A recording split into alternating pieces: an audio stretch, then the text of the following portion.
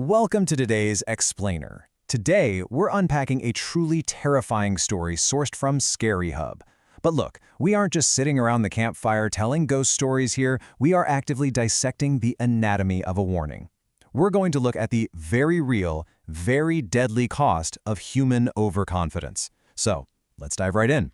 Quick question for you. Have you ever sped through a yellow light or maybe ignored one of those bright yellow wet floor signs simply because you thought, hey, I know what I'm doing?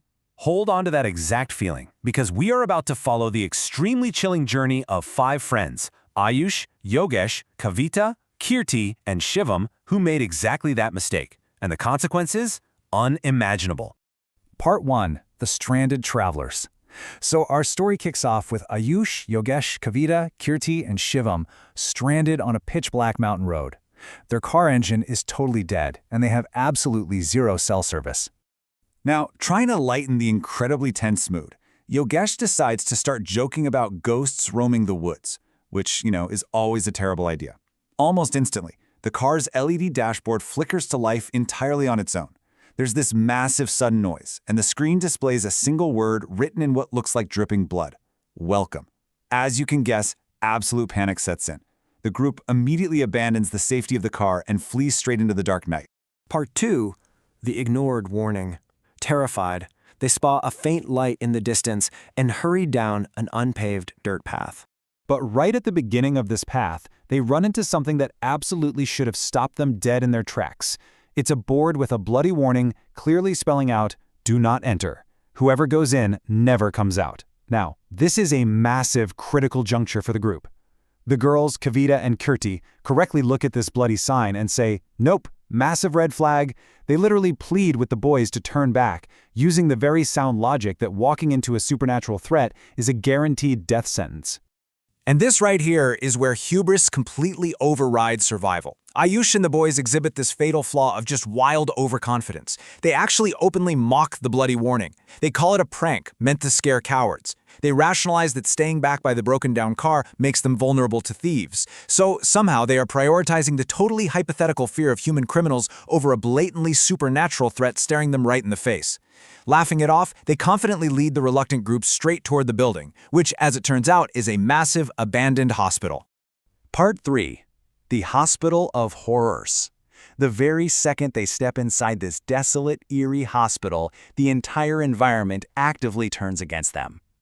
I mean, just look at how fast this trap springs. It's an insane sensory escalation.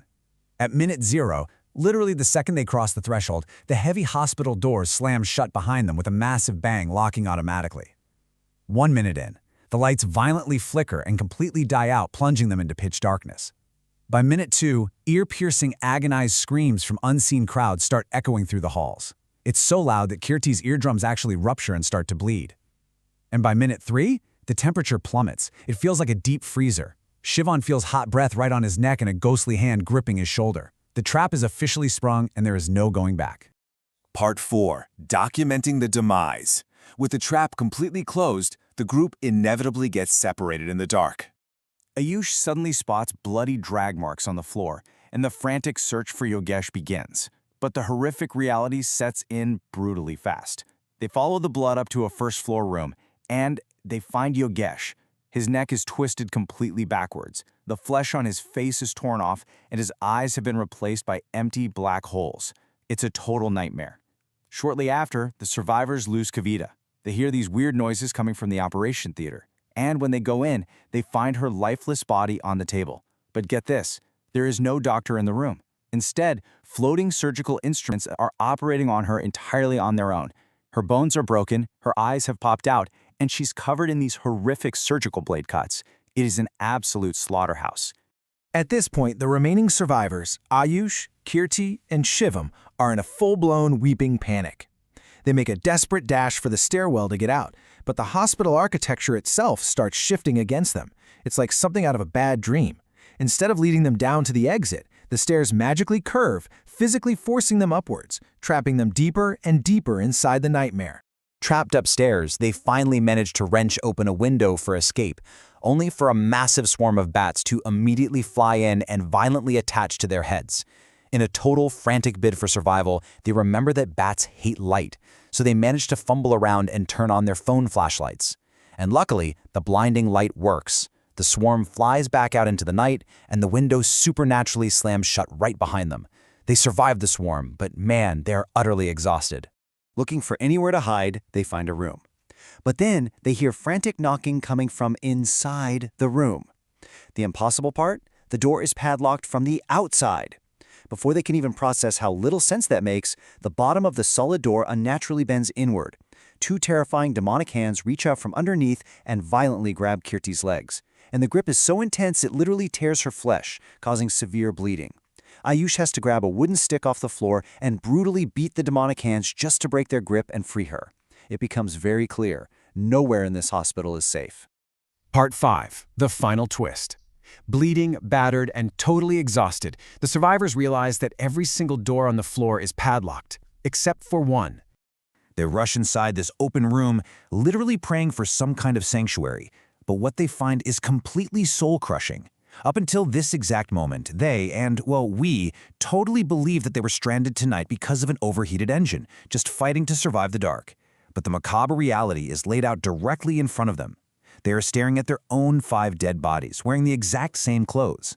Let that crushing realization really sink in for a second. They aren't fighting for their lives. They are already dead. Part 6. The fatal lesson. As they stare at their own decaying corpses, a massive flashback suddenly shatters their amnesia. This flashback transports them right back to the car, long before they ever reach the hospital. They're driving on a treacherous, winding mountain road, and they approach a massive road sign that clearly reads, "Danger Zone. Do not enter. Take another route." But Ayush, completely blinded by absolute arrogance and his own driving skills, just flat out ignores his friend's desperate pleas to turn back. He brags that there isn't a single mountain road he can't navigate, so he drives straight into the danger zone. And of course, due to the winding roads and total darkness, he loses his balance and the car plummets straight off the cliff into a deep gorge. 3 agonizing months have passed since that fatal plunge into the gorge. For an entire quarter of a year, their trapped souls have been doomed to endlessly wander that dark forest, that gorge, and that horrific hospital. They were just reliving the terror on a loop, completely unaware that they had already crossed over on the very night Ayush ignored that road sign. So, what is the core moral of this tragedy? Simply put, some warnings aren't just words. Ignoring them can literally cost you your life. Hubris is the ultimate antagonist here.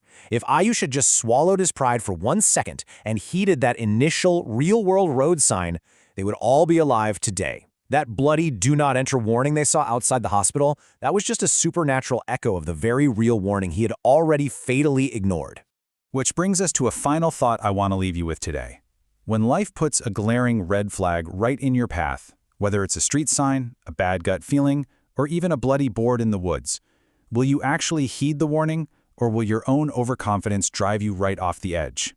Think about the real-world consequences of ignoring clear boundaries. Thank you so much for joining me for this explainer. I really hope this breakdown illuminated just how quickly arrogance can become an absolute nightmare. Stay safe out there, always respect the warnings, and I will see you in the next one.